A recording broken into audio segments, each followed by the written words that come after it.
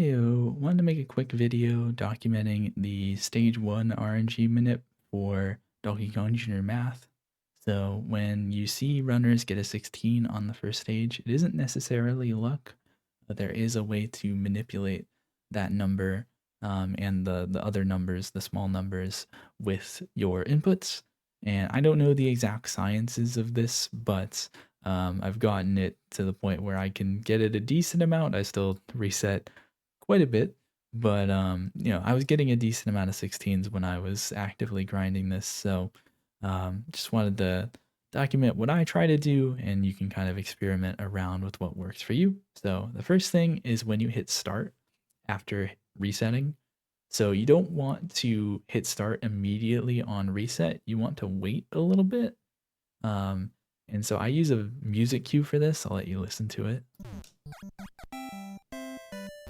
So the song goes ba ba ba. That third note is when I hit start. So it's ba ba start. And then after hitting start, I'm not inputting anything for a bit. And then after around a quarter of a second, I start holding right. I'll show the exact timings on this a little bit later. But yeah, I start holding right around a quarter of a second after I hit start. And then I continue to hold right for another couple seconds and then release. That one I also have music cue for. I think, to some extent I'm doing it on feel and muscle memory at a certain point as well. You could try to do some kind of timing around looking at your live split timer. Maybe you have more milliseconds displayed than I do. But yeah, I have a music cue for this, so this one's a little bit harder for me to explain. So you hear the music, it goes banana banana. Like there is a part where the music kind of gets a little bit louder and kind of ramps up. Like as that starts is when I release right.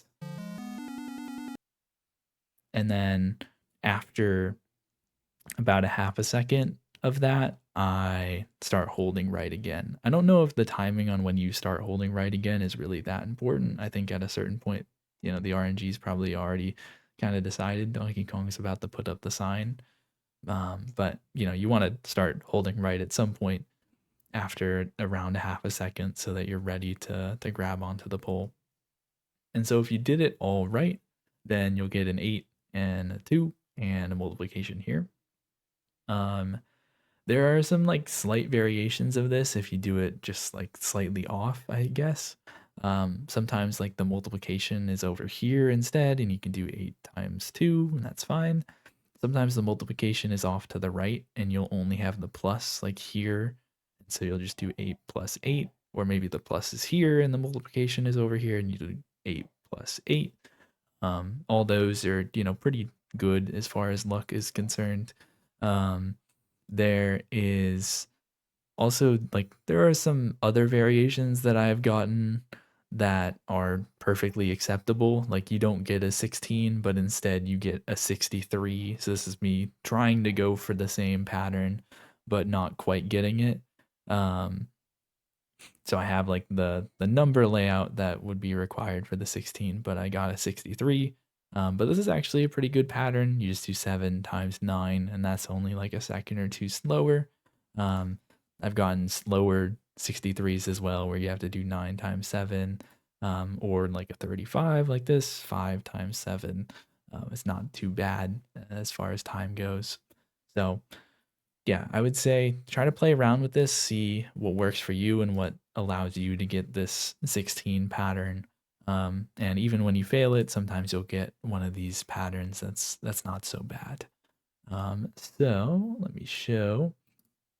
I went through a few of my old PBs just to show off the exact timing. So I just frame counted the windows in between the inputs. So this one from my current PB, when the title screen displays, after that I waited 68 frames, hit start, waited 16 frames. This is all out of 60 frames per second. And then I started holding right, held right for 118 frames, and then released right, waited 28 frames, and then started holding right again. So these inputs are not like frame perfect. I don't know the exact leniency on them, but there is some leniency. Here's another example run. The start timing was exactly the same, but then I waited 12 frames instead of 16 to start holding right. And then I was holding right for 2 whole seconds. So 120 frames versus 118. And then again, waiting 28 frames before holding right again. And then I went through a third run where the start timing was a little bit different. I waited 66 frames instead of 68. So started a little bit earlier and then started holding right a little bit earlier, waited 14 frames instead of 16, held right for 118 frames, but then waited 30 frames instead of 28 frames to start holding right again. So you can see there's some kind of leniency in those inputs. They're not frame perfect. Again, I don't know all the background science going on.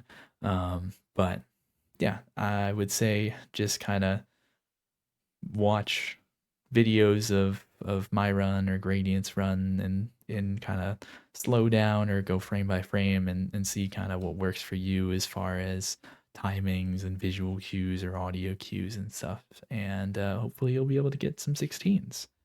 So yeah, let me know if you have any questions and good luck on the math.